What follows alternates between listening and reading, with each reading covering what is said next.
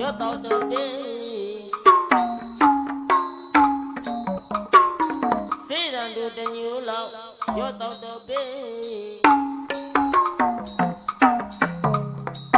မယူလိုက်ရင်တော့မိုက်တယ်လို့ဆိုလိမ့်မယ်ဗျာ